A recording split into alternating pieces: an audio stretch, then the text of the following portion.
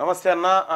తొలి వెలుగు రఘు అన్న మీద జరిగిన ఎలిగేషన్స్కి సంబంధించి వాడెవడో వర్టెక్సోడు వాడు భూములు కబ్జా పెట్టి వాని ఇష్టం వచ్చిన తీరుగా ఆరోపణలు చేసుకుంటూ పోతే రఘుకు ఒకసారి కాల్ చేద్దాం.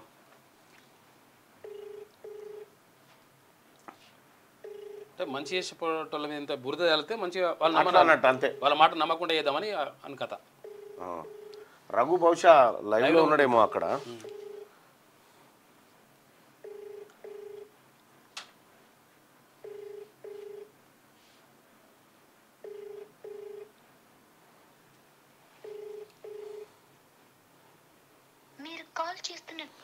రఘు పైన వర్టెక్స్ వాళ్ళు, టీ న్యూస్ వాళ్ళు ఇంకెవరైతే ఆరోపణలు చేసిరో మీకు దమ్ముంటే ఆధారాలు నిరూపించండి. రఘు 50 లక్షలు లంచం తీసుకున్నాని చెప్పిర్రు, నీకు దమ్ముంటే ఆధారాలు నిరూపించండి, లేదంటే మీరు తప్పైపోయింది క్షమాపణ కోరుతున్నామని చెప్పండి. నిన్న మళ్ళా రఘు ఉద్యమకారులందరినీ తీసుకొని పోయిండాడికి, రైతులు వచ్చిర్రు, బాధితులు వచ్చిర్రు. గుడ్ మార్నింగ్ రఘు, నేను మళ్ళీ నన్ను మాట్లాడుతున్నా. రఘు, ఈ వర్టెక్స్ కంపెనీది ఏంది అసలు? వర్టెక్స్ కంపెనీ చేసిన కార్యక్రమం ఏంది రఘు? వర్టెక్స్ కంపెనీ అక్కడ మొత్తం 340 ఎకరాలు. అది అందులో ఏమున్నాయి రఘు? అసైన్డ్ భూములు ఉన్నాయి, దళితుల భూములు ఉన్నాయి. రెండోది ఎయిర్పోర్ట్ భూములు ఉన్నాయి. మూడోది 2 చెరువులు ఉన్నాయి.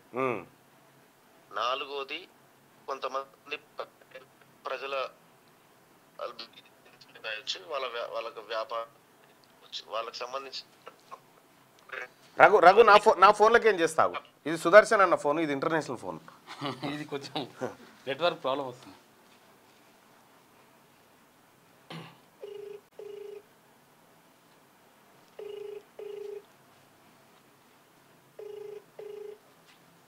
రఘు ఇప్పుడు చెప్పు రఘు. 3 చెరువులు ఉన్నాయి, ఎయిర్పోర్ట్ భూములు ఉన్నాయి. 2 చెరువులు ఉన్నాయి, సూరన్ చెరువు, కొత్త చెరువు అని 2 చెరువులు ఉన్నాయి.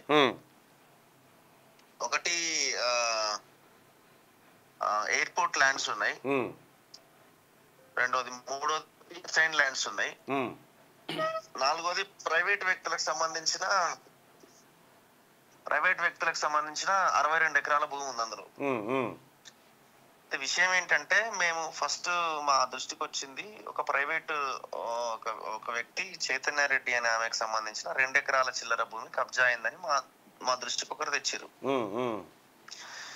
అయితే మేము వెరిఫై చేసి అసలు ఏంది కథ ఇది అని చూస్తే మొత్తం వెంచర్ 340 acres, ఇదంతా కథ ఉంది, ఏంది ఇంత ఘోరంగా ఉందని వెళ్ళినాం. వెళ్ళి ఆ సైన్ ల్యాండ్స్, అక్కడ ఉన్న దళితులు, ముదిరాజులు అంటే అక్కడ చెరువులు ఉన్నాయి కాబట్టి వాళ్ళు ఎప్పటి నుంచో కంప్లైంట్ చేసుకుంటూ వస్తున్నారు, మా చెరువు పోతుందో అని. అక్కడ పోతే గ్రామస్తులే చెప్తారు కొంతమంది పనులు, అరే మేమే అన్న ఈ చెరువు అంతా పూడ్చింది అంటే పని చేయడానికి వస్తారు కదా, రాత్రి బవళ్ళు పెట్టి టిప్పర్లు విప్పర్లు వాళ్ళతోనే గుడిపించారు. అంటే ముదిరాజులు కాదు, వేరే వాళ్ళు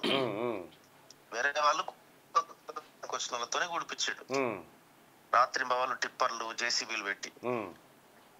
ఇప్పుడు అయితే మేము అక్కడ వెళ్ళిన తర్వాత 150 ఫీట్ల ఫస్ట్ మనకు అక్కడ పోగానే కనబడేది ఏంటంటే ఒక 150 ఫీట్ల రోడ్డు ఉంటది. దాదాపు 2.5 కిలోమీటర్లు ఉంటుంది. 2.5 కిలోమీటర్ల రోడ్డు 150 ఫీట్లు ఉంటది. అది అసలు హెచ్ఎండిఏ పర్మిషన్ లేదు, తుక్కుగూడ మున్సిపాలిటీ పర్మిషన్ లేదు, ఒక సింగిల్ పర్మిషన్ లేకుండా అంత పెద్ద రోడ్డు వేసేసిండు. ఆ రోడ్డు మీద ఒక పెద్ద కల్వర్ట్ కట్టిండు 100 మీటర్స్ ది. అయ్యా అది అసలు ఆ కల్వర్ట్ చెరువు యొక్క నీళ్ళు ఆ కల్వర్ట్ కింద పోయేటట్టు చేసిండు. అది వాటర్ యాక్ట్ కి విరుద్ధం. అది ఎట్లా అంత పెద్ద కల్వర్ట్ కడతాడు? అది హైడ్రా దాన్ని డెమాలిష్ చేయాలి, రోడ్డు డెమాలిష్ చేయాలి. దాంతో పాటు ఇంకొక చెరువు దాన్ని నింపి పడేసిండు. వీళ్ళు హైడ్రా వాళ్ళు ఆల్రెడీ ఆ ఇరిగేషన్ కి సంబంధించిన గోవింద్ అనే ఒక ఇంజనీర్ దాని మీద కేసు పెట్టిండు, ఎఫ్ఐఆర్ కూడా అయింది. దాని మీద నో యాక్షన్. ఏదో పోయాడు ఉన్న ప్రీకాస్ట్ వాళ్ళస్ ఎవరు 2-3 గోలు కొట్టి యువతల పడ్డారు, కథం. మరి ఇన్ని అలిగేషన్స్ ఉన్న తర్వాత ప్రభుత్వం ఏం బిక్తున్నట్టు? మరి ప్రభుత్వం గాడిద పనులతో అవుతున్నది. అందరు కలిసి ఉన్నారు ఇందులో. వర్టెక్స్ అన్నట్టు ఆయన కేటీఆర్ కి చాలా దగ్గర. 2014కి ముందు వర్టెక్స్ వర్మ ఉత్తగా చేసిన ఇల్లు కట్టుకునేటోడు. కేటీఆర్ కి దగ్గర అయిండు, మనోడు నమ్మకస్తుడుగా అయిండు, మొత్తం మనోడికి ఒక రకంగా బినామీ టైప్ లో ఉన్నాడు. మరి ఇప్పుడు కేటీఆర్ కి బినామీలని ఇప్పుడు వీళ్ళు కాపాడుతున్నట్టేగా.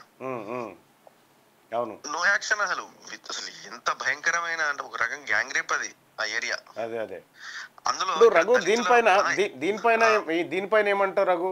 ఇప్పుడు అదే అది ఉంది కదా గులాబీ పార్టీ ఛానల్ ఒకటి, దాదో ఛానల్ ఇక అది మొత్తం ఇప్పుడు వాళ్ళు అపోజిషన్ లీడర్స్ కదా గులాబీ పార్టీ ఛానల్ ప్రధాన వాళ్ళు టేక్ ఓవర్ చేయాల్సిన అంశం వాస్తవానికి. ఇప్పుడు నేను ఒక అంశం తేగానే వాడు టేక్ ఓవర్ చేసి వాడు దుమ్ము దులపాలి కదా.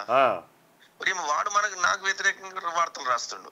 అంటే రఘు బ్లాక్ మెయిల్ చేస్తున్నాడు, డబ్బులు తీసుకున్నాడు అని చెప్పి రకరకాలుగా నిన్న నన్ను ఛానల్ అందరు తీసుకుపోయాడికి 15 యూట్యూబ్ ఛానల్ వచ్చినాయి మనల్లో.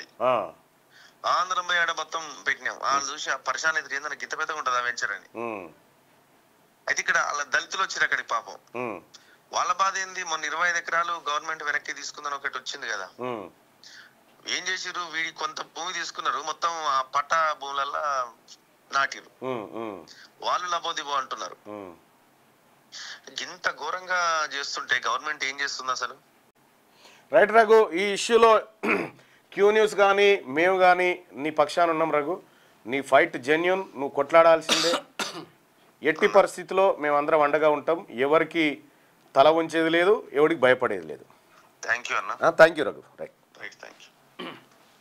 అది రఘు గురించి చెప్పాలంటే ఒక అంశాన్ని ఒక జర్నలిస్ట్గా ఆయన దృష్టికి వచ్చింది, బయటికి తీసుకొచ్చాడు. ఎంక్వైరీ చేయాలి, నిజాలు ఏందో తెలుసా, అది ఇడిచిపెట్టి రఘు మీద రఘు బ్లాక్మెయిల్ చేస్తా ఉన్నాడు. రఘును ఇంకా నయం తోటే బొలిచి పారేసిరుగా చూసుకో. అరే మీకు టీ న్యూస్కు లేకపోతే మీరు చెప్పొచ్చు నా ఈ మాటలు. 25 లక్షల ఎకరాల భూములు కొత్తగా పట్టాలు పుట్టించిన మహానుభావులు మీరు. బీఆర్ఎస్ పార్టీ నాయకులు 25 లక్షల ఎకరాలు